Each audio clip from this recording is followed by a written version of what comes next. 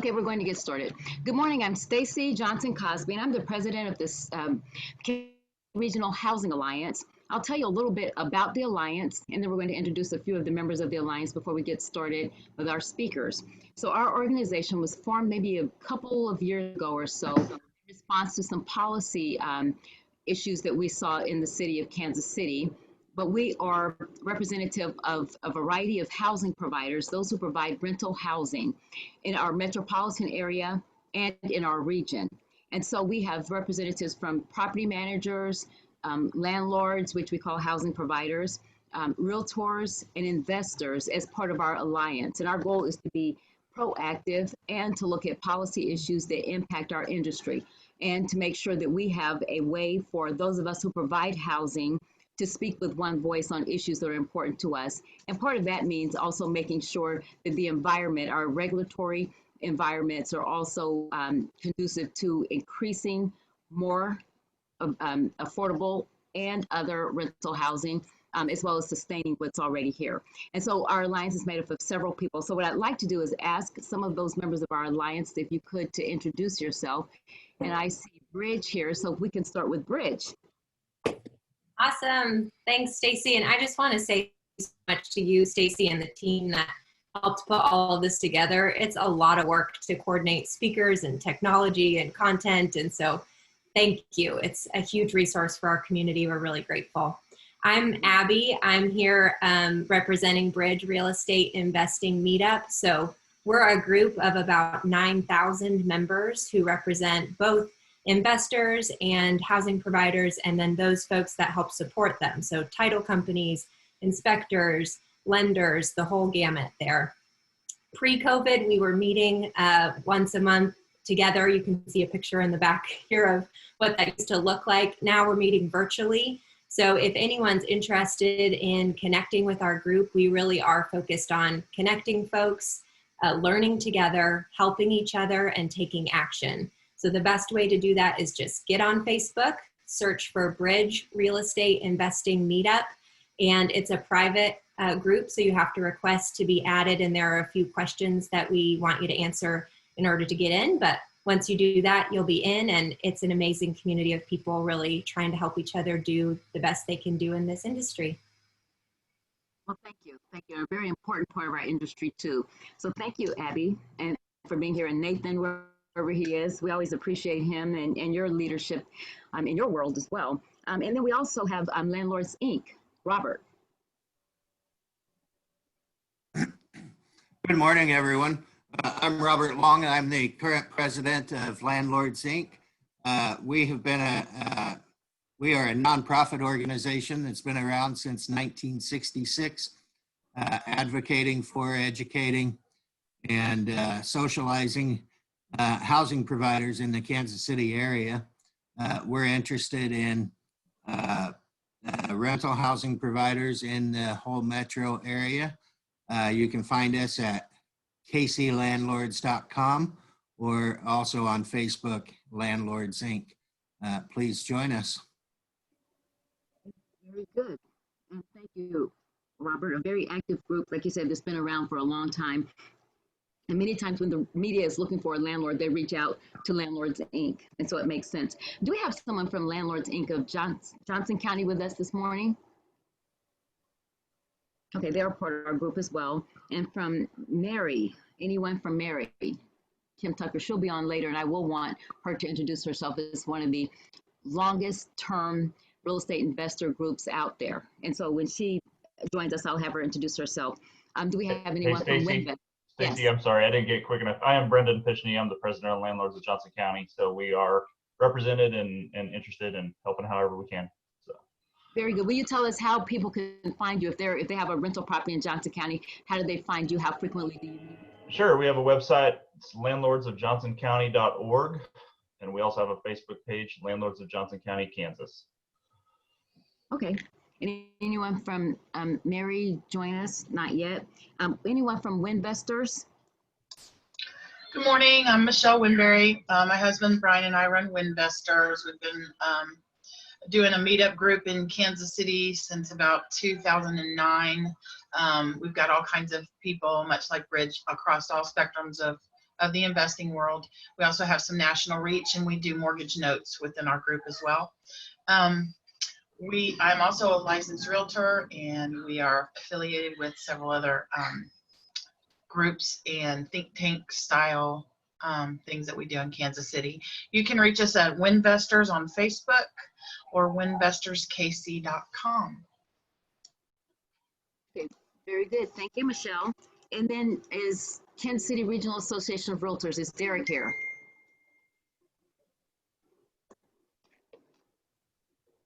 Okay, so the realtors are at the table too. Is there anyone else in our alliance that is here that I have not called on yet? Just me, Stacey. Oh, hey there, Sam. Will you introduce yourself and tell us who you are and how to find you? Okay. I'm Sam Alpert, and I represent the Heartland Apartment Association, and we, on a regular basis, represent about 100,000 multifamily units in the region.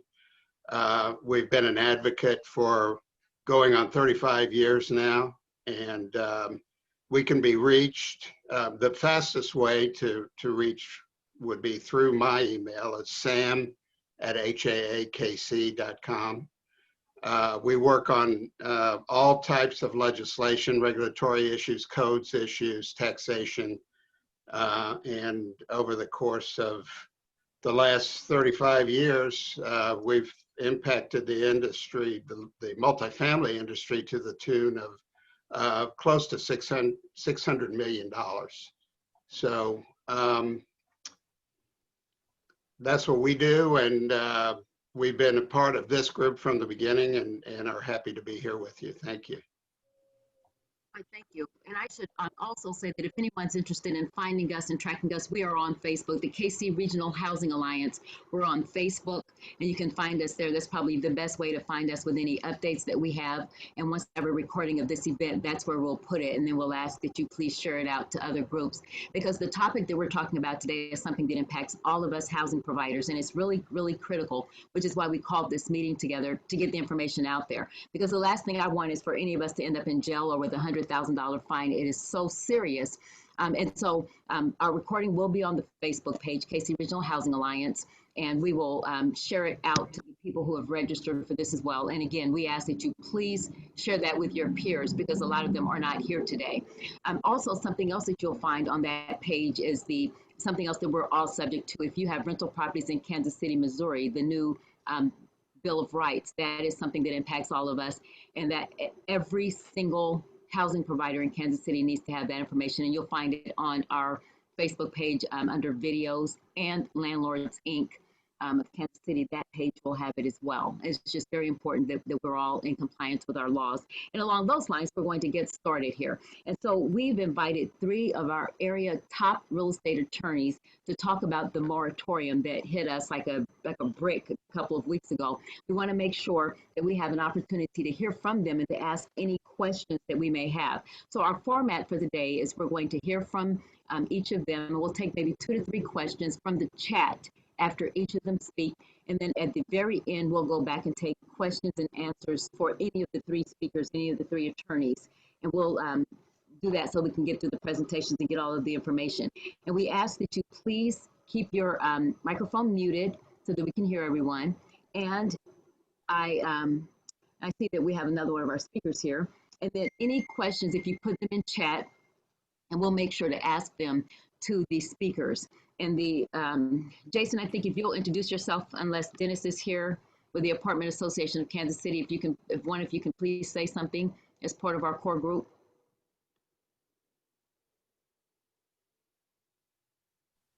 Yeah, so I'm Jason Grohl. I'm the government affairs consultant. I have my own company representing Apartment Association of Kansas City.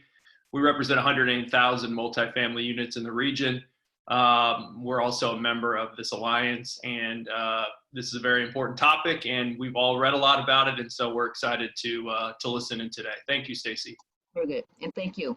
And on that note, let's begin. I'll introduce our first speaker. It's attorney Julie Anderson. She's a graduate of William Jewell College and UMKC Missouri, University of Missouri Columbia Law.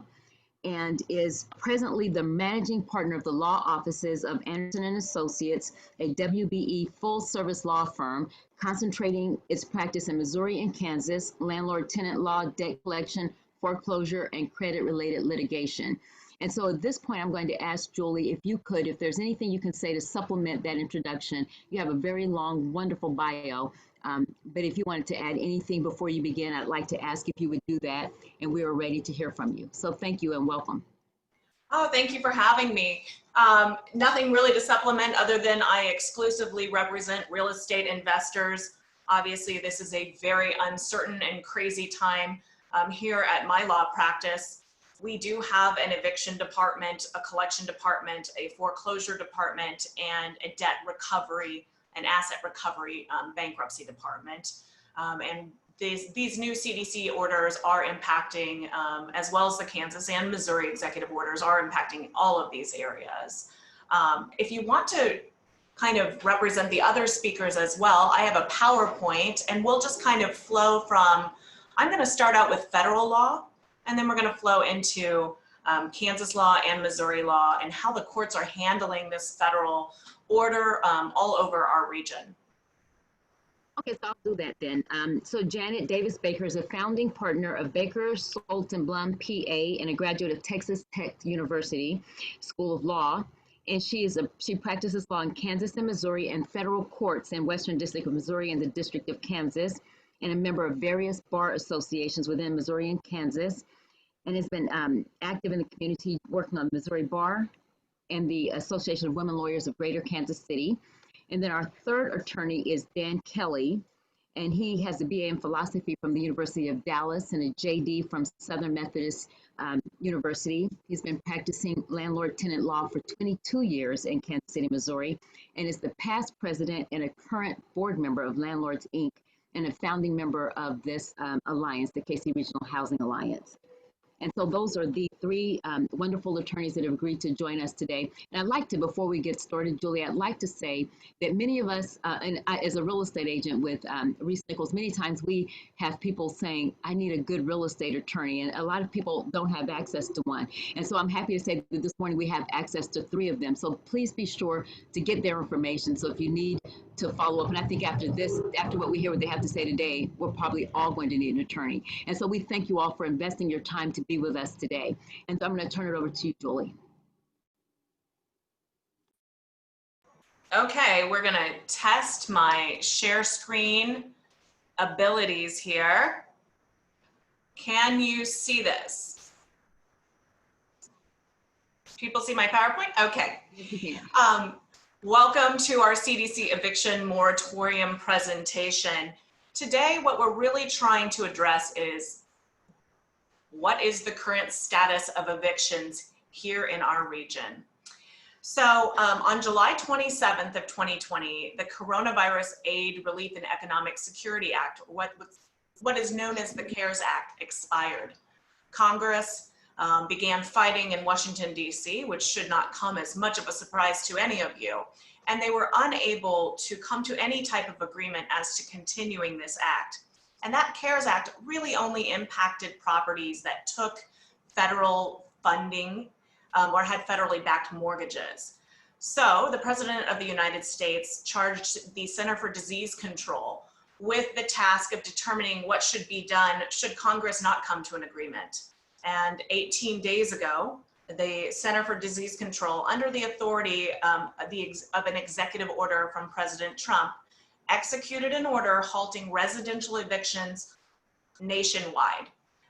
This came down as a pretty enormous surprise, and the early media was really quite overwhelming. This nationwide moratorium is through December 31st of 2020. And it's only for tenants who have been pretty much impacted by COVID-19 and they don't have other good housing options. This is under the authority of the Department of Health and Human Services and the CDC. There are currently several federal lawsuits already pending on behalf of housing providers who are claiming this is essentially a taking by the government of their property with no relief and no compensation. I have my personal opinions, but we'll see how those cases play out. the moratorium really only applies to those cases for the non-payment of rent. So there's still various other types of cases that this does not apply to, such as any other eviction for any reason other than the non-payment of rent. The relief order is limited to individuals who make no more than $99,000 or families who make no more than $198,000. And so any tenant who wishes to invoke this order has to take affirmative action, which is good. I mean, it's not just a blanket moratorium. The tenant has to take an affirmative step by signing a declaration. That declaration must say, hold on, I want to make sure that we're keeping up on this. How do they invoke the order? Okay, they file a declaration with the courts that say they've used their best efforts to obtain all government assistance for housing, that they expect to earn no more than $99,000, that they're unable to pay rent due to a substantial loss of income, loss of hours at work, extraordinary out-of-pocket expenses, that they're using their best efforts.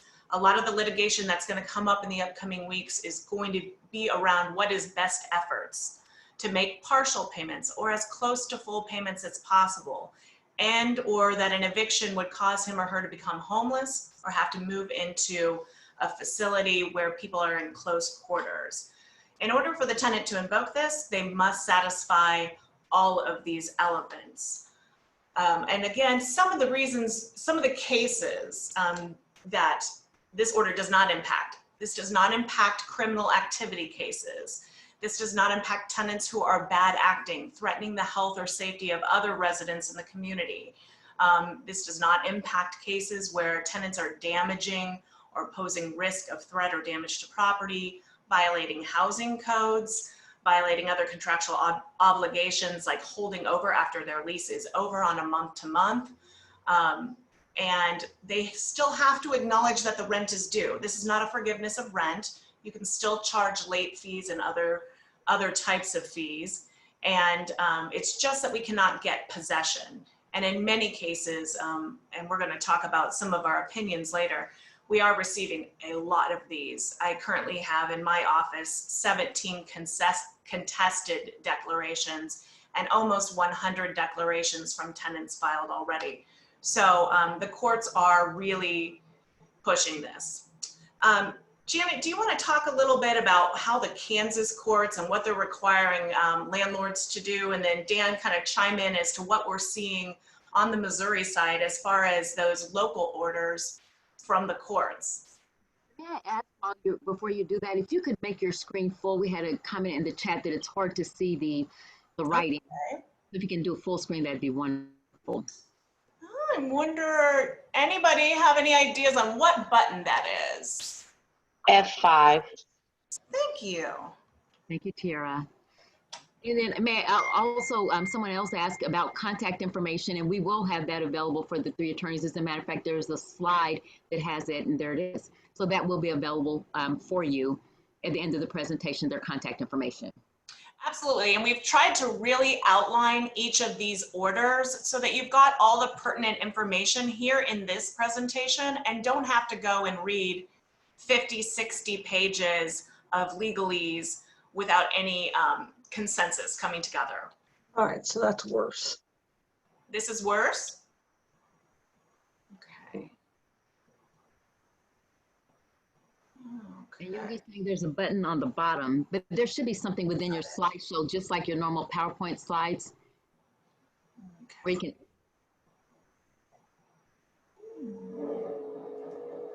Can you please open up the slideshow the way you were showing, and I can tell you which button? There's Yogi with a suggestion for you. He said if you can go back to the slides the way it was. Okay.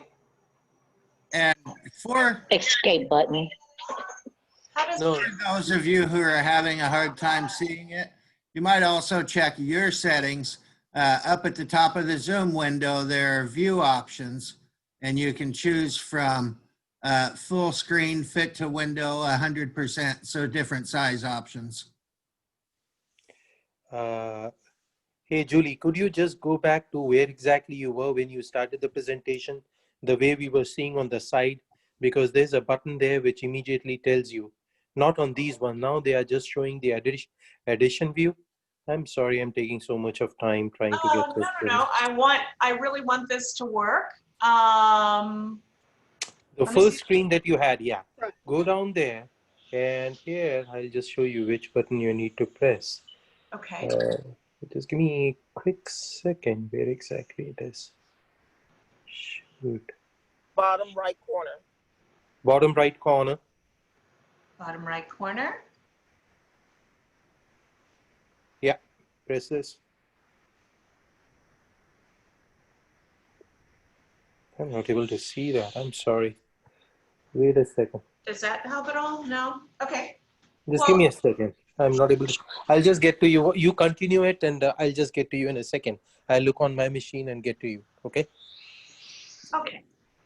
It sounds like someone is able to see it okay. So we may, of course, keep going. And like Robert said, it may be in your own settings. If we can figure out something here, that'll be fine. But why don't we continue? Okay. Julie, could you go to the court screen, the court slide? There we go. Okay. I'm Janet Baker.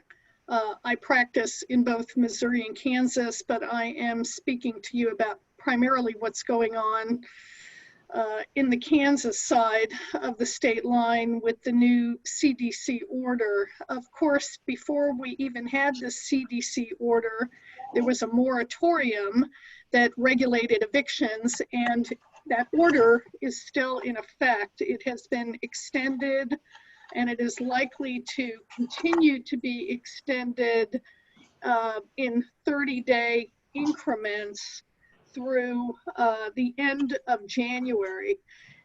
The thing about the CDC order is that it is not supposed to apply in states where there is a moratorium in place that provides at least as much protection as the CDC order. And it's my opinion, as well as several of my colleagues, and in fact, the judge of the district court in Wyandotte County, that there's more of a burden on the landlord in the CDC order, I'm sorry, in the governor's order for Kansas than there is in the CDC order. The landlord has the burden of proof under the governor's order, regardless of whether the tenant provides a declaration form or not.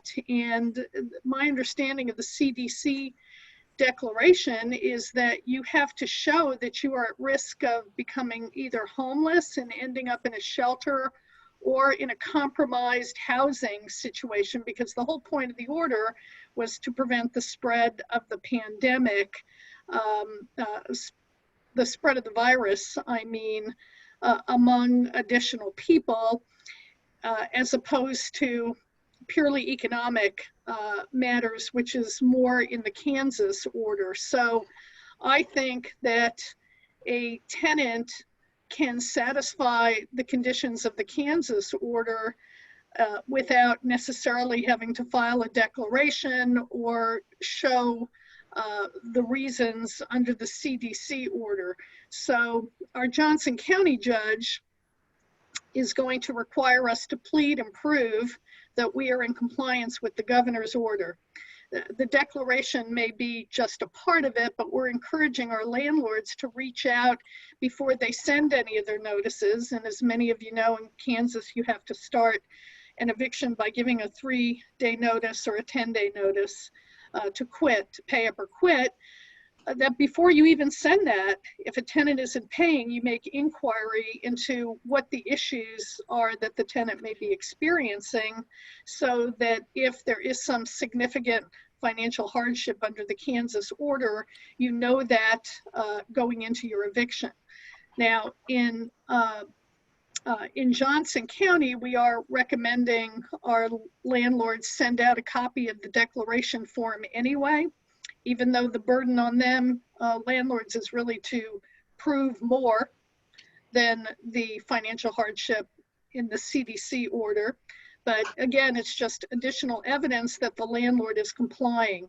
In Wyandotte County, our judge that hears evictions is requiring to either serve with the summons or serve with the 3-day, the CDC declaration. And then the landlord is required to file a verification that the landlord has provided this declaration to the tenant before receiving judgment.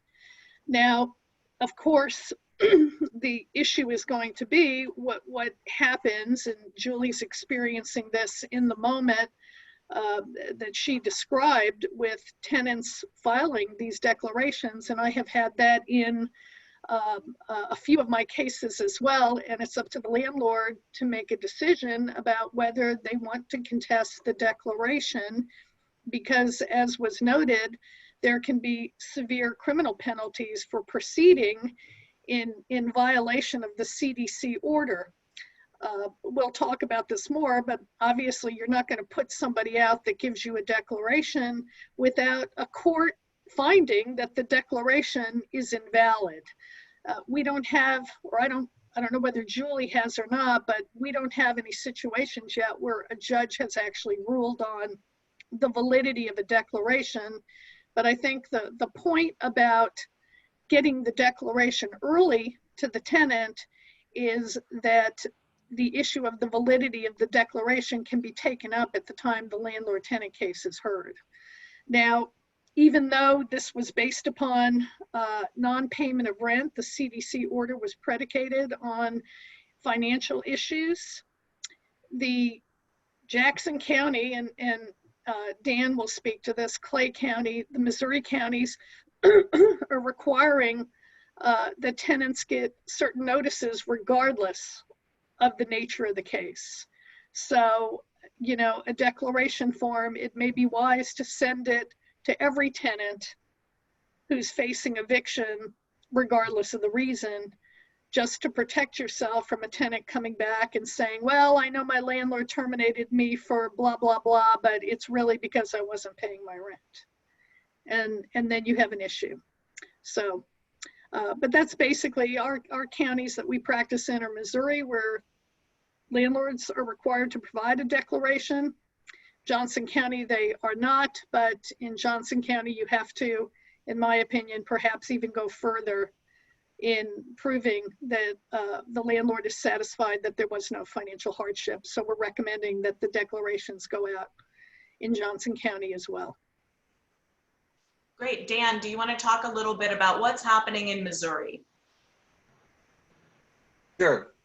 So Jackson County was the first county in Missouri to respond to the CDC order, and their response was to issue an administrative order, which stated several things. First, that they will, well, first, most of you probably know, if you've gone through an eviction, that the eviction process in Missouri is you get a judgment.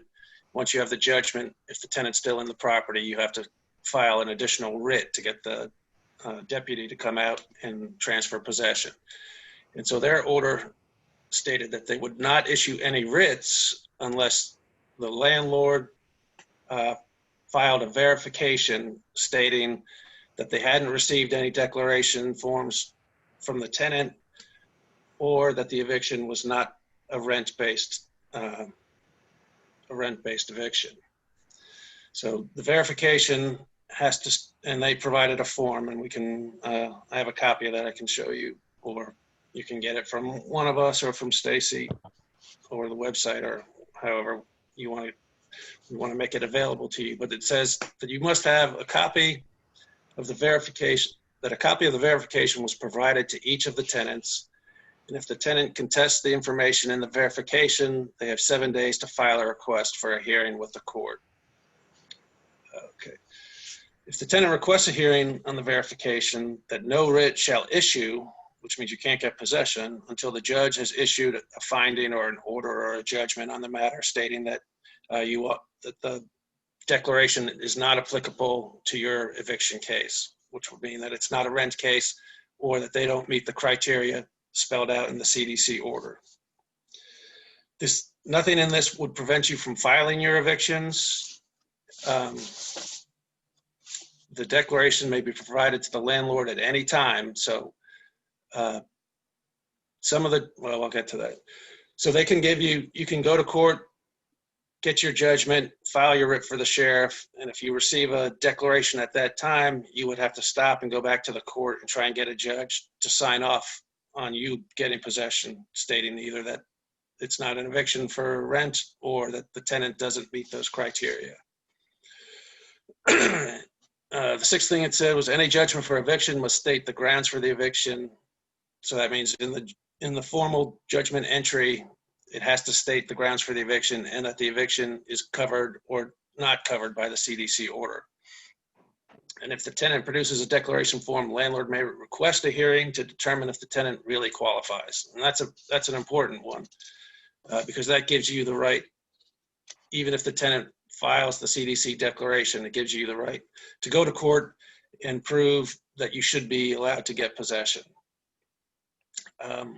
I'm sure all of this is clear as mud, and it seems to be that way because in Jackson County, there's 4 judges who are hearing these cases, and they all seem to have a different take on it.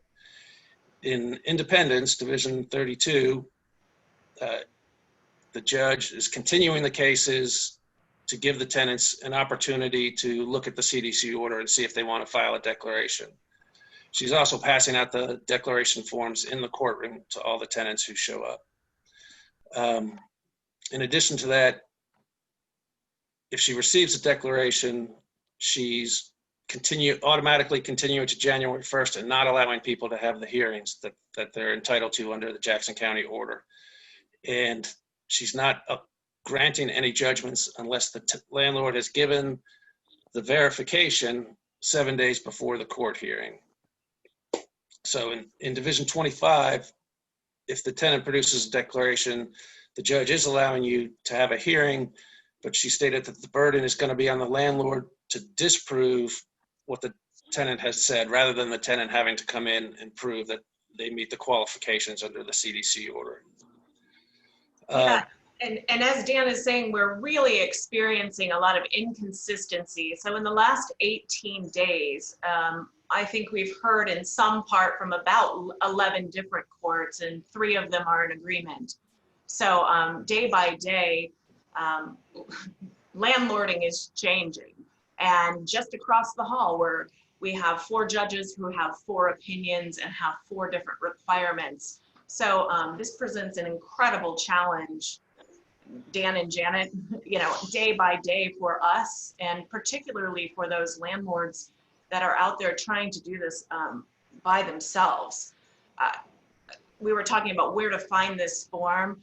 I have, as a public service, placed free forms on our website, MO for Missouri, KS for Kansas, LAW for the law, mokslaw.com under forms.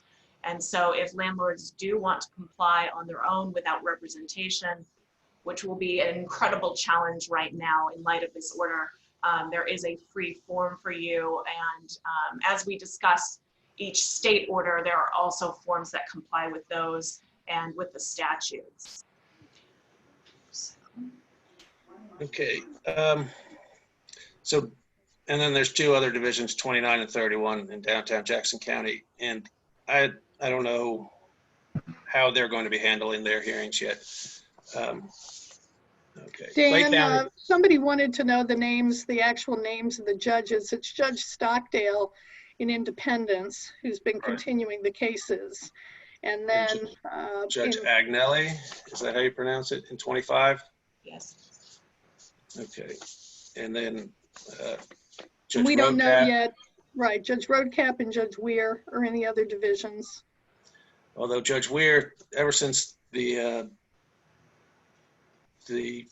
first moratorium, she's been taking a very tenant-friendly stance, it seems to me, in her court. But we don't know exactly. Well, I like to think, I mean, I agree that it is tenant-friendly, but when you look at the potential liability, I think that what the judges are trying to do is protect the landlords as well from getting into trouble, from proceeding when they really shouldn't be proceeding, and not following a process to get a court to determine that the tenants declaration is invalid. So I think they're trying to set up some kind of process. And again, this just came out on September 4th. Some kind of process where we have some security as landlords and representing landlords going forward, that we will be okay if a judge sets aside a declaration. I mean, can we say 100% that gives you some immunity under the CDC order? No, but at least you'll be in good faith relying on a judge's finding that a declaration was invalid or a tenant perjured themselves or did it in bad faith. But you know, if you want absolute total safety, you don't evict anybody until December 31, which is not a good answer either. Yes, and why this is so important, and we, all three of us want to impart on you that this CDC order has built-in penalties for its violation, up to $500,000 in fines and up to 2 years in jail. So if you are a landlord that is not in the practice of good bookkeeping, don't open your mail regularly, like to communicate with your tenants via text message and not in any formal fashion, you could make an innocent mistake and be significantly fined, or in the event there's also increased penalties should you evict your tenant wrongfully, and then there's a death associated with that tenant.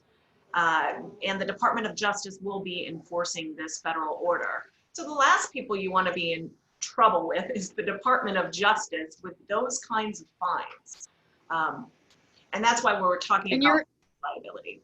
Right, and your insurance is likely not going to cover you for what would be considered an intentional act or an intentional violation versus a negligent violation. I think we have yet to hear from the insurance industry on this, but that's going to be likely a concern as well. I can ask just really quickly, you're going to go into more detail about the penalties, is that right? Did I hear that right, Julie? Well, I mean, up to $500,000 and 2 years in jail is essentially the penalties. There's a scale of penalties based on whether or not you're an entity or an individual, whether or not your tenant ultimately dies or lives. I think at the end of the day, you know, or you as a housing provider know if you have reliable staff, if you have good processes and procedures, and if you don't, probably you need to rely on your counsel more than ever to make sure that you're compliant with this CDC order.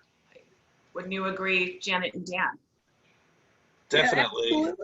And those penalties are per tenant that you improperly evict. So if you evicted 3 people from a place, you would triple the damages.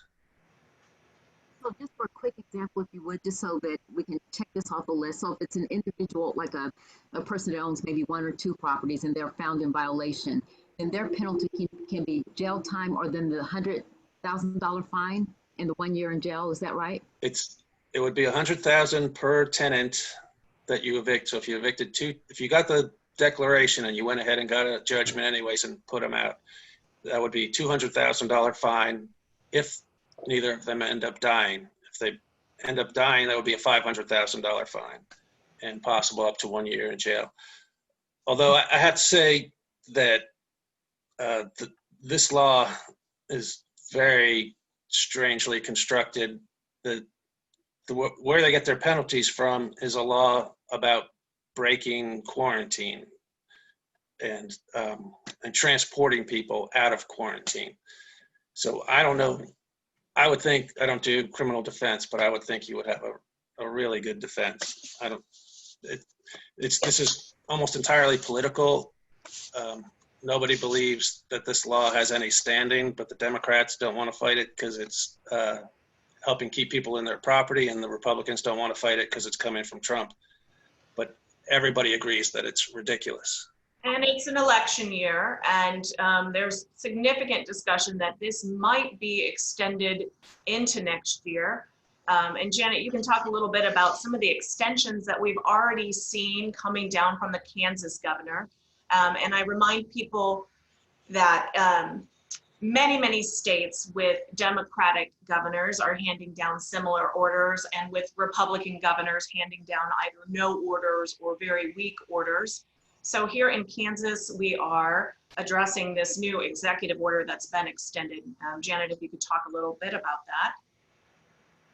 Sure. Well, as I mentioned, I mean, we do have the governor's order that puts more of a burden on landlords. The CDC order puts the burden on the tenant to get the declaration. They're either going to get it through the landlord, through a website, get it from one of the legal aid organizations. They're going to find these orders and these declarations, so they're going to know what they're entitled to. But in Kansas, if a tenant is experiencing financial hardship resulting from the pandemic, significant loss of income, family resources are depleted to the extent that paying mortgage or rent payments would leave them unable to purchase other necessities.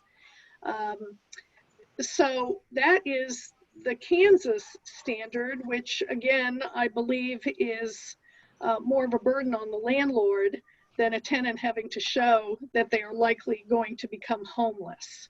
And this order has been extended. Right now it's through October, but the governor is going to go back 30-day increments, she has said, and it's likely that it's going to be approved and it'll carry until January. The same situations that Dan and Julie described would be available to a tenant if you are enforcing a writ and you get a declaration in an ongoing case, and I had that happen to me right before the writ was going to be served and the tenant was going to be evicted. The tenant pops up with a declaration, so you have to go back to court and have a hearing if you have reason to believe that the declaration was given in bad faith or is incorrect or just done as a delaying tactic, that the tenant really doesn't have a COVID-19 issue. But I believe the tendency of the courts are going to be to side with the tenants on this. Now, Julie is having, if I can speak for Julie for a moment, I think she's done a great job in covering both the landlords on this declaration issue, and that's the landlords got to have some reasonable belief that the tenant is lying in order to get a hearing. And landlords, you should be prepared to have some information on these tenants to suggest that the tenant is giving you inaccurate information to be able to convince a judge that the declaration shouldn't operate to prevent the tenant from being evicted. And Dan, maybe you can speak about the documentation that you think is going to be important for a landlord to obtain through counsel to prepare for one of these hearings.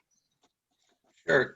Well, we've been discussing the various ways we might do it, and we're talking about possibly, and it's all theoretical at this point because there haven't been any hearings yet, but you could possibly subpoena the tenants with a subpoena ducus tecum, which basically allows you to demand that they bring documents with them to court.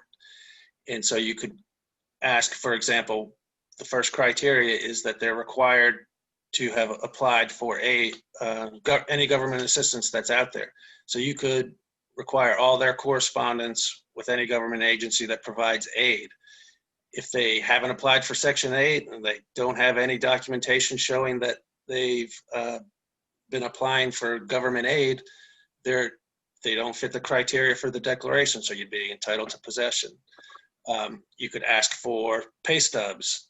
One of the things that they have to do is any non-discretionary payments that they have, well, they're only allowed to make non-discretionary payments that are other than rent. So if they're still working, they have some money, they could have made a partial payment. If they haven't made any partial payments and they have a job, you could ask for their utility bills, their food bills, things like that, and then show that they should have been able to pay $50 last month and they didn't pay anything. So we're compiling a list of all the types of documents that you would request at one of these hearings in various ways that you'd be able to prove that they don't qualify for the declaration. But that being said, I don't envision any pro se landlords being successful at one of these hearings, just because of the rules of evidence and the rules of civil procedure. I think that you would need an attorney to be successful at one of these hearings. And we do plan on getting several of these hearings under our belt here in the next 14 days. It's taking us a little bit longer than I had hoped to get in front of a court to contest these. I have several that we are going to contest. I have some fantastic fact scenarios, and I have some, we'll see how it goes fact scenarios. It's just going to be so important for these landlords to really know the law and really get involved in their tenants' lives. I know we're down to that 10-minute mark, and I want to give time for questions just really quick. The CARES Act, that was the federal act passed by Congress, where they ultimately couldn't make up and make friends at the end of, that had to do with those properties where the landlord receives federal assistance, such as Section 8 or federally related financing, such as Freddie and Fannie. That has now expired. We attorneys are arguing back and forth as to whether or not the 30-day notice, which has never been required in either Missouri or Kansas, is still required under federal law. And I think to be conservative, Janet and Dan, if you want to be conservative, I think you just need to say that you do still have to send a 30-day notice.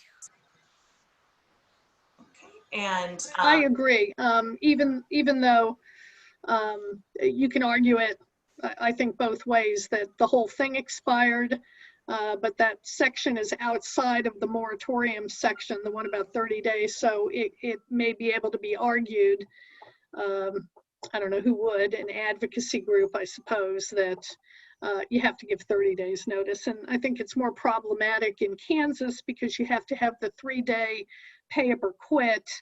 Well, we were telling our covered properties, make it 3 days to pay, 30 to quit. And anyway, if you want to take a conservative approach, you give them the 30 days. Yeah, I don't think any of us see a serious problem in Missouri not giving that notice, because you're not terminating the tenancy, you're filing a rent action, and legally they're allowed to pay up and stay. So you haven't terminated their tenancy. I think, I don't want to speak out of place, but.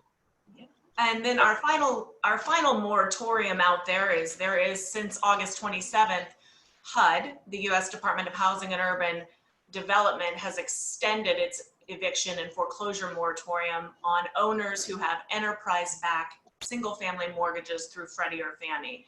This is not making headline news like the CDC order, but we did want to let you know that there is yet another moratorium out there. We wanted to leave you with some of our top tips from the three of us. And I have been telling clients for a couple of months now that you're going to have to landlord harder than you've ever landlorded before, meaning you are going to have to become a social worker. You have to go out and communicate with your tenants.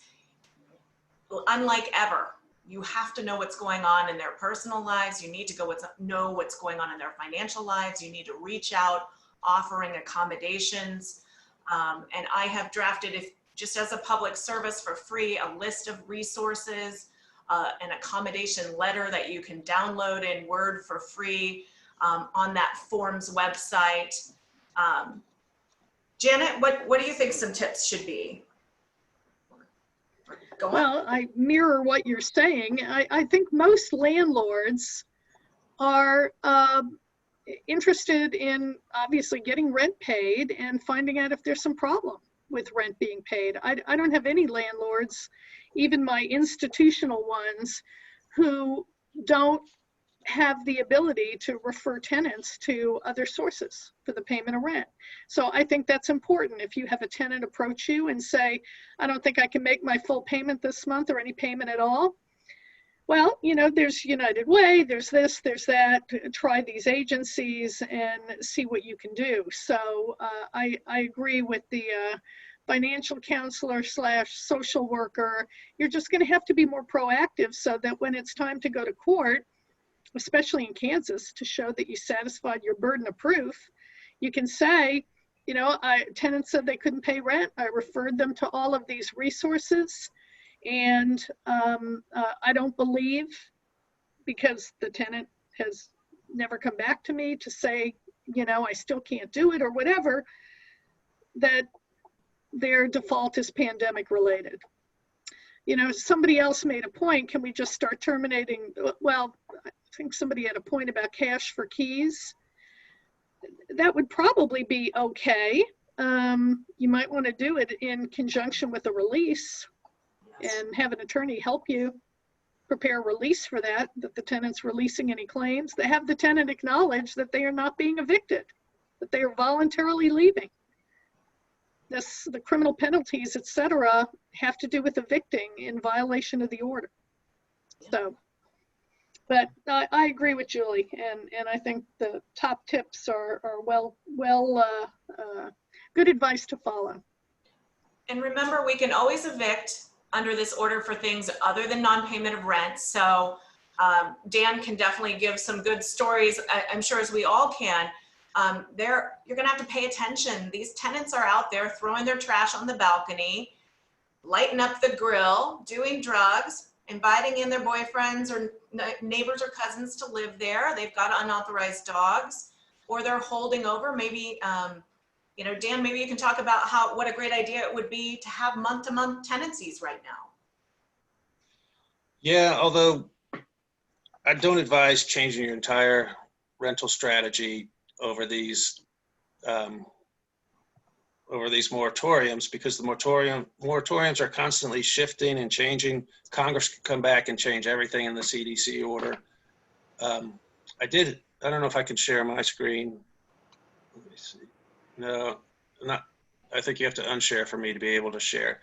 But what I did on the declaration, can you unshare for a minute? I think I can. There's a red button that says stop. Here okay. I am. Let me see if I can share mine. Oh, great. I think it's this one. So this is the declaration form you're supposed to provide to your tenants. And what I did was I increased the font and the boldness of the section of the form that warns the tenant they can go to jail if they lie. I don't think it's the language is the language the government has provided, so you can't get in trouble for the language. And you can argue you just wanted to make sure they didn't end up in jail. But I enlarged it there, and then right before they sign at the bottom of the form, I gave it to them twice. It's good to have a warning. It's good to have two warnings. If you lie, you're going to jail. Because the best thing that can happen is you don't get a declaration from your tenant. So. Yeah, so there's some questions, you know, would we be willing to share these forms? Absolutely. Definitely. We'll distribute these forms and this PowerPoint to Stacey so that she can publish for the community at large. Definitely. So we're at this place where we're willing to take questions. I know we didn't leave you a lot of time, but are there questions for us? There are several in the chat, Julie, and I'm going to start at the top. So Bobby is asking, what if the lease has expired? Do you have to renew if the tenant is not paying? No. Well, in the state of Missouri and Kansas, when a lease expires, you kind of have to check the language to make sure that it doesn't have automatic renewal language in it. But generally speaking, you can terminate for no reason or any reason whatsoever, or without having to specify any reason. And then this order would not apply. Well, you are still going in Missouri. Dan, I mean, in Missouri, maybe Dan, this is what you were going to say. In Missouri and in Kansas, you know, Wyandotte County, well, I think in all the counties, you're going to have to, in Wyandotte, serve the declaration regardless. In Missouri, serve a verification that you mailed the verification form to the tenant. It doesn't matter what type of action it is. And I think it's just kind of weird you're going to serve these verifications on tenants who are not going to understand why they're getting this verification versus the declaration. I think it's, well, procedurally, it may create more questions than it would have had you just given the tenant the declaration in the first place. But regardless of the reason why you're terminating, tenants will receive some information. And if they file a declaration, there's going to be a stop to whatever is going on until there's some determination that it has nothing to do with non-payment of rent. And this is a copy of the bottom line is that if, go ahead. Yeah, I mean, the bottom line is if you get a declaration, you shouldn't do anything without getting a court order allowing you to continue. So once the tenant serves the declaration, find an attorney for the most part. If you don't have one already, sure. Okay. And it's just so interesting, just an observation from a housing provider, small housing provider. They're sure making it hard to do what we do, especially those of us who are in those affordable rent ranges.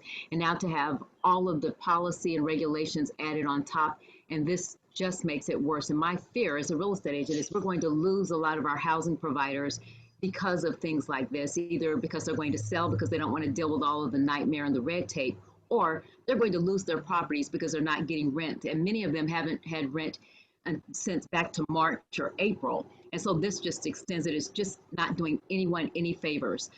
There's a question here. And I want to make sure you know that this is on Facebook Live on the KC Regional Housing Alliance page, and maybe on some others as well. So the recordings will be there if you have people that are not on today. And that's where we'll post the information as well, that we get the forms and the links to get to Julie and Janet that aren't in chat here. Someone's asking if you have information or any insight in Platte County. Well, Platte County's requiring the same verification form. Okay. So right, Dan? So yes, and Clay is as well. But I spoke to the clerk down in Cass County, and they don't have that same order that Jackson and Clay and Platte have, but they are, at this point, they've just suspended all writs of possession. And Judge Cox, they think any day now will make his decision on how he's going to proceed forward. But as of right, we did get an. Go ahead. I was going right. to say, as of we yesterday, got an order in an ongoing case. And that's as of I'm yesterday. sorry, Dan, I was talking over you. That's okay. You probably got an order too. We got an order in Cass staying and having a hearing on an execution in October. Yeah, so it doesn't look good down there. In Platte, the court is allowing us to dispute and setting special hearings. My first special hearing will be late next week.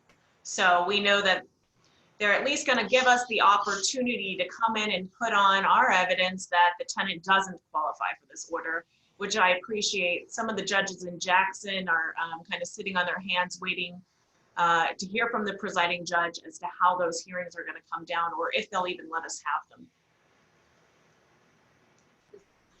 All the way around. I just don't know what else to say. And so, Jamie, thank you for that question. Shannon has a question. Is it our responsibility to provide the declaration to the resident, or is the resident responsible to provide it to the landlord should they receive a notice of non-payment? It depends on where you are. In Kansas, you have to give the declaration to your tenant. In Missouri, you don't have to give it to your tenant. You have to give this verification, which is on the screen now. But they're going to get it. In Kansas City, they're paying attorneys to go to court and pass these things out to the tenants. Doesn't make any sense to me. And that's, talk to your council members and say you're against that. Let them know. They just increased the amount of money they're paying nonprofit attorneys to go fight for the tenants. And the way they're fighting for the tenants is passing these forms out. That the KC Regional Housing Alliance has been looking at. When we're looking at all, and I think that we're all clear that the way to prevent an eviction is to pay the rent, plain and simple. And the thing that we are, I think all of us are in favor of is rental assistance. Let's get rental assistance into the hands of the tenants and the property owners so that we don't have to worry about eviction moratoriums. We don't have to worry about extending them. Get the rental assistance into their hands. And what we're seeing instead is with our tax dollars, just like Dan said, money is going to fund attorneys, legal aid, or the other Heartland, the attorneys. And there are hundreds of thousands of dollars in our budgets at the city, the county level as well. And so you need to reach out, like Dan said, to your elected officials when they're passing budgets and all of the millions of dollars of aid, and there are millions coming from the federal government into our city, and they're in our city now. They should be out on the streets in the tenants' hands paying for their rent. And they're not. They're actually hundreds of thousands of dollars paying legal aid attorneys, and that is in our budget in Kansas City. And I don't know if it's in other cities as well. Hundreds of thousands of dollars. And the county has dollars too that they're awarding to programs that are paying for administrative costs and lawyers. Instead of putting that money into the hands of tenants, it's just wasteful of our money, and it's giving, paying someone's salary instead of keeping the tenants housed. And so you have a point there, Dan, and that's something we feel strongly we need to advocate: rental assistance, not money going to lawyers. Not that there's anything wrong with lawyers. Stacey, can I add on to that real quick? Also, we know that there are some small housing providers out there who are really being financially devastated by these eviction moratoriums. And we really need to hear the stories about those people. And, I'm looking for a small housing provider that actually meets the legal aid qualifications that we can send to legal aid that's paid for by our city tax dollars. And say, here, help, this citizen qualifies for help. Let's test that system and make sure that they're willing to help us, everybody that qualifies. Oh, good point, Robert. And we're going to go back to the questions here. And I want to say along those lines, we're going to have a survey at the KC Regional Housing Alliance, and it'll go out to all of you here to tell your stories. Let us know how you're being impacted, because they hear stories of the tenants. They don't hear our stories and how we are suffering and we are damaged as a result of this as well. And we are looking for people to share their story. So please let me know if you'll share the story. And you can also do that in our survey. And so here's a question from Brittany. With evictions halted, we were thinking about offering a cash for keys program to those who have not paid and can go out willingly. They'll get their deposit back as soon as the keys are returned. Would this be an alternative to as evictions are halted? Or could this potentially result in the violation of the CDC order? Well, I mentioned that. I think if you're going to do that, you should have a good release where the tenant acknowledges that they're moving voluntarily. It can be suggested that maybe they move, but you don't want to have it in the face of an eviction that they're being threatened to move. So I think you would have to tread carefully and have some paperwork in place so that the tenant can't come back and bite you in the butt. Gotta get things in writing right now, more than ever. You do not want to be walking into being prosecuted with no evidence on your side. I say the same things to my clients right now who want to fight this order. Give me the evidence. I cannot walk into court and just say, that's not going to meet this burden that they're putting back on us. And it's a really difficult time for us because as landlords, you have to go into court and disprove what the tenant is saying, not prove your own case.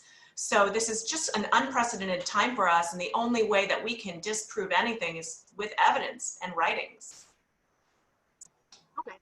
So we have a lot of questions. So I'm going to try to zip through them here. Bobby is asking, can you be penalized if the judge actually allows the eviction because they're supposed to be the ones enforcing the law in the judgment? You can if the judge doesn't have all the information. If you've received the declaration but don't inform the court that you've received the declaration, then you would be in violation. If you do everything right, if you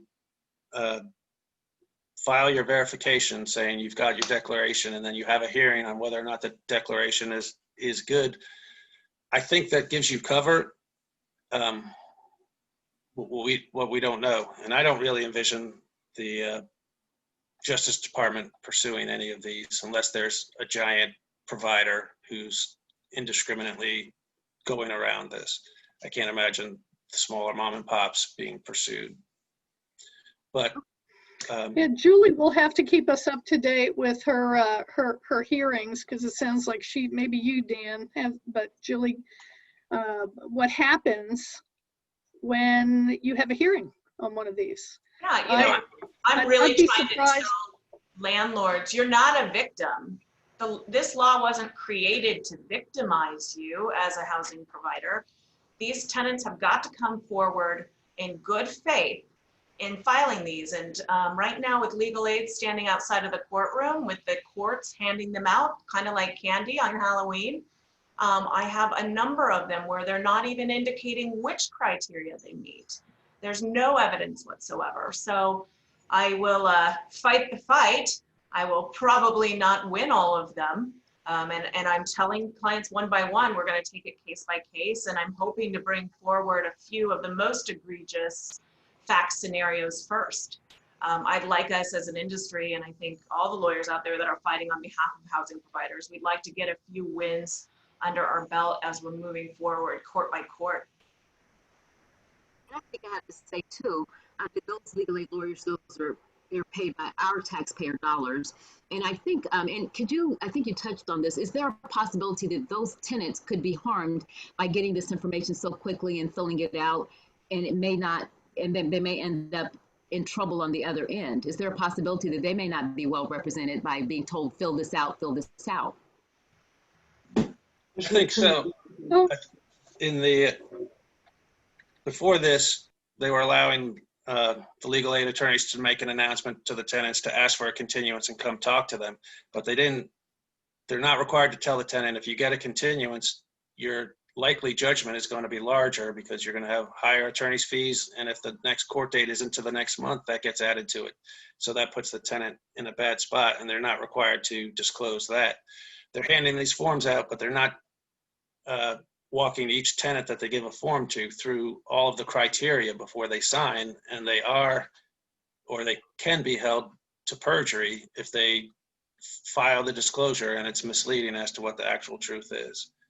I don't know that any of these judges are actually going to pursue any perjury cases. Even if you win your hearing and it's proven that they lied, I think it's unlikely that these judges will pursue the perjury aspect of it. But I think Kansas judges are taking this a little bit more seriously on the perjury aspect. I think in Missouri, the impression I get, I am going to ask for sanctions in the form of fees for tenants that lie or mislead the court, but I don't anticipate winning that argument. I'll make it because I think we should, but I don't think Missouri judges are going to penalize tenants who naively relied on just signing a form.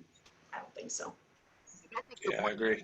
The warning to the tenant is they need to be careful. They shouldn't just take a form and sign it in exchange for free rent. They need to be careful and talk to an attorney first. And along those lines, and with us having to make our case if the tenant is not being truthful on the form, Ron has a question. So they said, if you know that a tenant has taken delivery of a 65-inch TV, but they haven't made a payment since March, could they be able to use that as evidence? And it looks like it's an apartment complex, and they know that because it came into the office to hold for the tenant. Absolutely. I would love that fact. Right, Okay. that's not a non-discretionary expenditure. Oh, so if you see a tenant driving a new car or something new, then if I could ask this, then what would we do? Take a picture of the TV? How do you make that Sure. case? How do you make the case? Take a picture. I mean, any evidence that the landlord can put together for his or her attorney is going to be helpful. Okay, or any proof that you have. Okay. Right, and then at a hearing, you're going to have the landlord be able to go and testify. I don't know, Julie, whether you've had hearings automatically granted. How much are you putting forth in a motion to get a hearing versus you get an order setting it for hearing, and you get some of the documents that Dan has suggested would be relevant, and at the hearing, you put on everything you have. Are the judges, in other words, are the judges giving you a hearing if you ask for one without any affidavit or without anything besides just requesting a hearing? Jackson County has told me that I don't think they anticipated the fight back so quickly.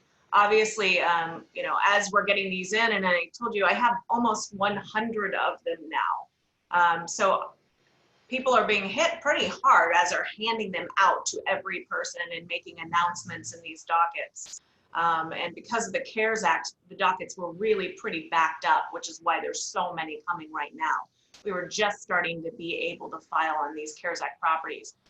Some judges are just saying, sure, Julie, just based on your motion, I'll give you a hearing. But in Jackson, they're saying I have to meet a burden that it's more likely than not, just from my motion and my client's statement prior to an evidentiary hearing, which is pretty hard for me to do. I need people to get me really good facts.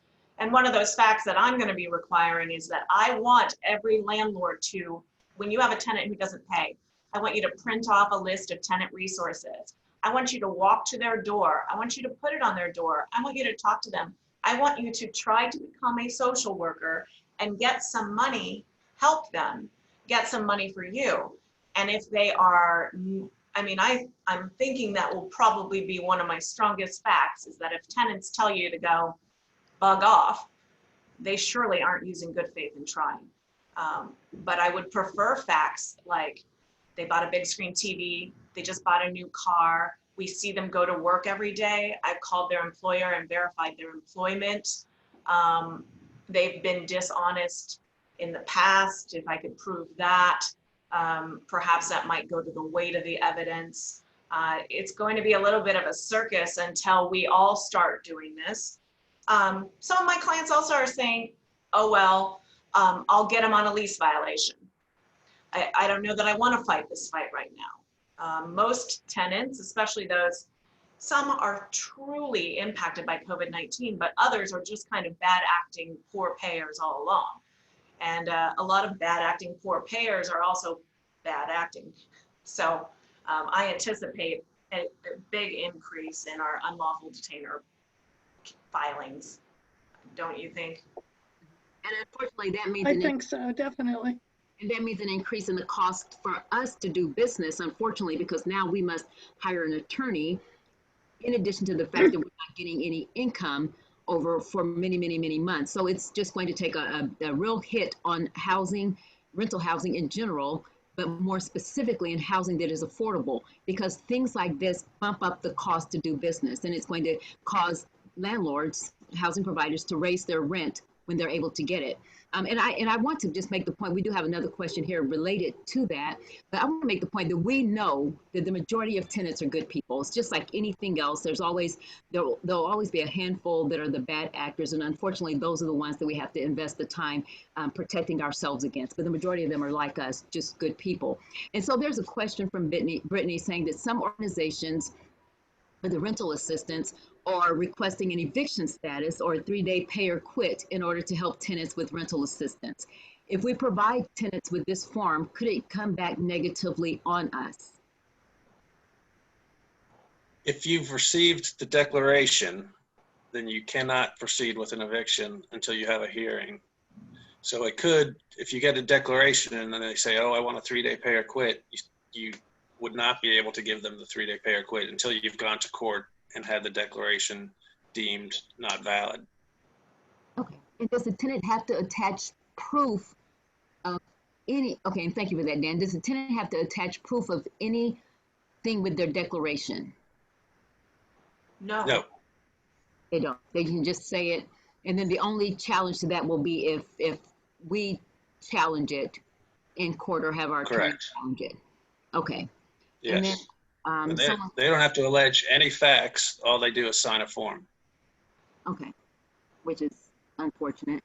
And another note, someone's asking, a couple people are asking, this recording is on Facebook Live and it's on the KC Regional Housing Alliance page. And we will also make the slides available on that page as well.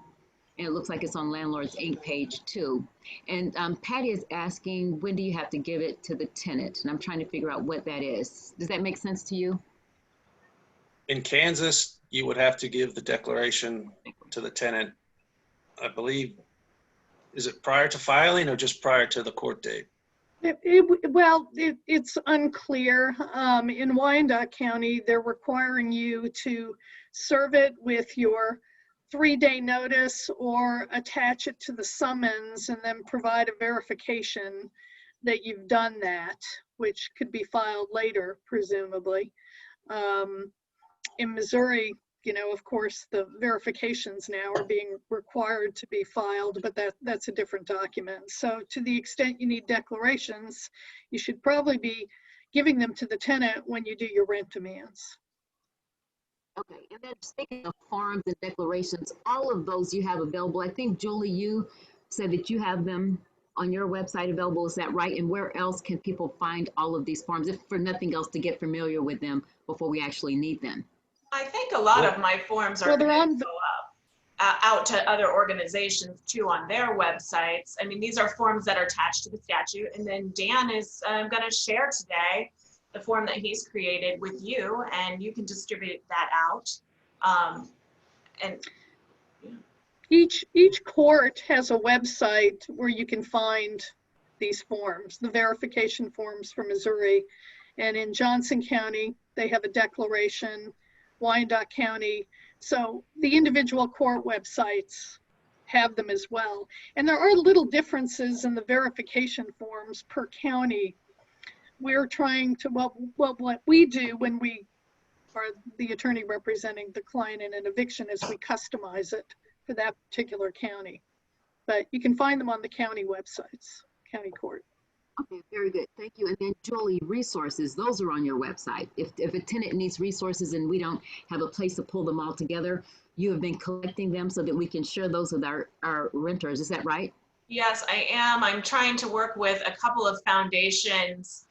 It's really difficult to get all the different resources all in one place, but under the tenant resource page, I have a link, and we're updating that daily as there are new grants, new government foundations that we're hoping, it's still relatively early since this just became effective on the 4th, but we're hoping to add on to that, including a list of employers who are willing to expedite hire, ways in which, if as a landlord you want to become a social worker, go out there, help them apply for these grants, help them get this rental assistance, help them find a way to pay you if they are really good people. And you know, I don't want to fight unnecessary fights. I don't want the industry to look like we are bullies and that we don't have any sensitivity. And so we've crafted some letters that you can just download saying, not that you overly care, but you do care. Because the only way in which you're going to get paid is if you help these people help themselves sometimes. They haven't been doing it up to this point. So give them the print it off. Give it to them, tack it on their door, say, what can I do to help you fill out these applications? Let's see if we can get you at least some partial payments. You know, January is going to be a colossal mess. I don't think the courts are going to be able to handle it. And when you think about this nationwide in the middle of the winter with millions and millions of evictions, we are just as a country kicking this can down the road. Congress is going to have to address on a more comprehensive level. And on behalf of housing providers, we hope that is not more moratoriums without any relief to housing owners and providers. I mean, that is the way it is now. You are going to have to eat it, or you're going to have to landlord really hard. And I just want to say, well, I know a lot of this sounds, oh, go ahead. I was just going to say. No, I was just going to say, I think we can anticipate an extension. Probably an extension, probably in Kansas, if not of the CDC order to get through the winter months. They're not going to be wanting to put out people in January. Yeah. And I was just going to say, a lot of this sounds scary, but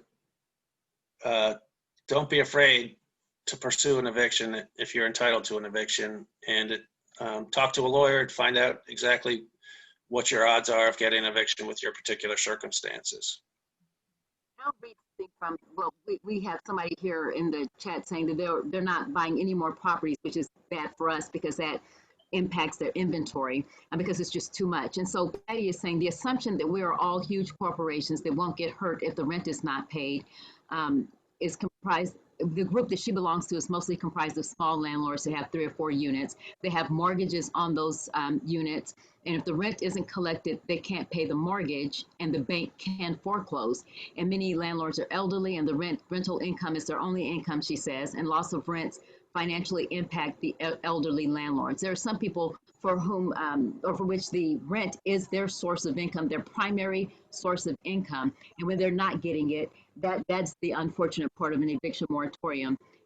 Because as soon as the tenant calls and says, hey, it's 90 degrees outside, my air conditioner is not working, that property owner is obligated to find money to go pay to get that working because that's what the lease says, that they're holding up their ends of the lease. And so we need to make sure both sides are protected. And like they said, most landlords or housing providers have just a few units and we should not be penalizing them and they're getting hurt in this.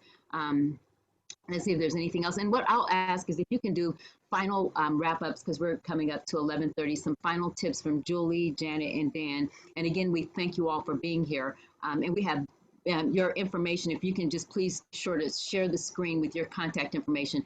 People want to know how to reach you. And then I will also remind people that the KC Regional Housing Alliance is where this video will be. We'll put any information from Dan there as well. And we're happy to share all of that information there and to stay in touch with you. And if you could go ahead with any final thoughts, Julie. I think my final thoughts are kind of twofold in that I have to remind landlords, as this is an incredibly frustrating time and you feel like you're being picked on, because in some ways we are temporarily at this time, it does not relieve us of the obligation to provide habitable housing. I do have some clients who have thrown their hands up and said, without income, I cannot maintain the property. And as we're going into winter, I just implore you, we are still being served with counterclaims for habitability issues. You're going to have to find a way. Work with your mortgage company. There are resources available out there for landlords as well. We have a list. It's not very comprehensive. I don't have relationships with any of your private lenders or your banks, but you do have to maintain a habitable premises even during this moratorium. And then finally, kind of to go off of what Dan said, I tell people, don't stop filing. You've got to get in line. All of us here on this panel are still winning cases. We're still moving forward. We just have some more hurdles to go over. So I hate to hear from housing providers that you're feeling victimized. We have more power than that. The law is not absolutely against us. We just have to pay more attention right now. You know, and I would just add to that, as far as landlords, you do have a voice. You vote. Let your elected representatives know of your struggles, because I don't think that they might not be hearing enough from the landlord's perspective on things. And our goal is to change that with our KC Regional Housing Alliance is to make that possible, which is, before I get to you, Dan, which is another point, another reminder that if there is someone, we need the tenants as much as they need us. It's not an us versus them, but the media tries to set that up. We can't exist without tenants, and the tenants can't exist without us. And so we are always interested in working together with them. And even before this, many times people don't know this, but when we have tenants that lose a job or get sick, we work with them. And typically, it's easier for us, smaller landlords to work with them and give them a month or two to get caught up. And so this is something that we've always done. It's not new to us, except the thing that is new and different now is now that it is months at a time where a tenant is not paying and sometimes chooses not to pay. But anytime we can work with them, we do. And we need to hear from those of us housing providers who are impacted, because many of them, we're hearing from housing providers who are homeless, who own properties that have tenants living in their properties that won't leave, past the lease, not paying rent. And then now that housing provider is homeless. And we have one that's sleeping in her sister's office on the floor. And so she owns a property, and another one that has a condo that moved out of town for a job and decided to rent her condo out while she was gone, and then came back and said, okay, leave, I'm ready to move back into my home. The tenant will not leave, is not paying. By the end of the year, she will owe $20,000 to catch up for the HOA dues and the rent. And so many of our housing providers are homeless or are struggling. And so we need to, because they're taking care of their home and they're taking care of another family or two or three as well. And that's too much of a burden on one person, and that's happening a lot. And so we need to hear from them. So let us know if you can reach out to me personally, or Robert has asked, let us know so we can help you tell your story, because people need to hear that. They see the faces of tenants who are struggling as they're being set out, but they need to see that we are humans and we are struggling in the same way too. Dan, your wrap-up comments? My comment would be to get involved. We've been very active for the past several years, and we've actually accomplished a lot of important things that probably a lot of people don't know about. Kansas City was prepared to make all the water bills be in the landlord's name. Every property, the tenant could not get the water in their name. We went and we convinced the council not to do that. A lot of people don't know about that. Healthy homes, we were able to convince the city council not to implement healthy homes, and they didn't, and that's why we had the referendum. But us meeting with the council members from these various groups that are participating today, we're able to stop that in the council. With the recent Tenant Bill of Rights, the way that it was initially written, to comply with the Tenant Bill of Rights would have put you in violation of the Fair Housing Act. We were able to talk with them and explain that to them and get them to change the Tenant Bill of Rights. So we are having successes at the local level with government, but we need the more people that are involved, the more people that call their city council members, the more success we're going to have. And at the county as well, and at any city, whatever it is, whoever those policymakers are, they have the strings of the funding attached to, and again, we need to encourage them to not pay attorneys, legal aid attorneys, to prevent the inevitable. We need them to help those tenants get money into their pockets to pay their rent. That is where the money should be going, instead of paying an attorney that at the most will be able to get someone in their home, keep them in their home for 1 or 2 weeks more perhaps. And then, as it was said earlier, then the debt that they owe increases. And so at the end of an eviction moratorium, nobody wins. The landlord, of course, doesn't win. The bank doesn't win. They're not getting their mortgage payment. And the tenant is probably the biggest loser out of all. And people think that I'm crazy to say that, but they will end up being, if the eviction doesn't get extended, the moratorium, they will be evicted in the dead of winter in January. And who wants that? They'll be on the street looking for somewhere to go. Now they'll have an eviction on their record. They'll have a judgment for maybe thousands of dollars that they will not be able to pay on their record. So their credit will be damaged. How will they buy a home in the future? How will they rent another property from a quality housing provider in the future with an eviction and thousands of dollars owed? No one is being served. And sometimes it impacts the jobs and insurance, and your rates for credit will be higher. So no one is served with an eviction moratorium. I think all of our efforts should be in getting rental assistance into the hands of renters up front. Period. That's simple. We don't need complicated laws or programs. Just get the rental assistance. And I'll tell you, the dollars are there. We just need our elected officials to have the will, the courage, and the knowledge to know to put it in rental assistance and not pay attorneys on the back end. Let's just prevent the eviction to begin with. Is there anything else before we wrap up? We had several questions in the chat, and your information is here. And so if anyone needs to reach any of you individually, they have access to you, because I think you all have done a great job today. And we truly appreciate you taking the time to come talk to us and at least starting the conversation and pointing us to where we can go and do more. She doesn't. I just had another observation, and to go along with what Stacey said about how this is not really helping tenants in the long run. There's going to be such an uptick in bankruptcies, I think, starting next year. As a result of all of this, an unintended consequence. The CDC rule, I believe, is being challenged in court in some jurisdiction. I'm not sure where, but that would be something to look for, of course. It's probably not going to be resolved before the moratorium expires, but there are challenges to it. We'll have more foreclosures, and who's going to come in and buy those properties that are currently rental inventory? Either people that are going to buy it to owner occupy, which as a real estate agent, I love that, but we're going to lose housing inventory in the rental market, and then we're going to have out-of-town investors coming in, and they're going to buy them, they're going to renovate them and rent them for a higher amount. We know that's going to happen. So those properties that the people will be evicted from, there's going to be a consequence, and we're going to have fewer of them and fewer investors in our marketplace, because people are going to get out of the business, and that's unfortunate. And again, another unintended consequence. And so for now, the answer is let's encourage our policymakers more rental assistance without strings. Don't try to tell us how to, that you can't evict for another year or two if you take the rental assistance. We didn't cause this problem.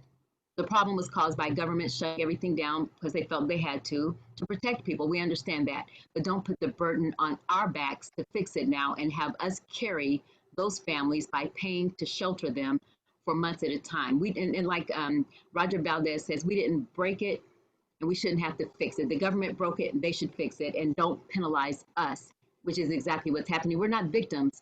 We're just being targeted. And it's a hostile environment for the very people that we need, the housing providers that provide the affordable housing. And we're under siege. And it's unfortunate, but we will get out of it. You're right, Julie, but there may be fewer of us, but we will find a way out of it. Any final thoughts before we finish today? Okay. So, thank you, Stacey.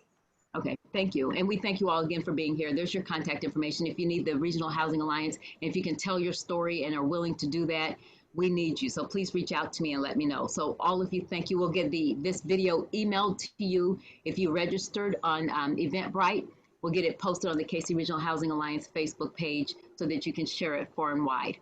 And again, thank you all. And yes, did someone say something? Oh, and have a productive and a great day. Thank you for being here. We will stay in touch and we will continue fighting.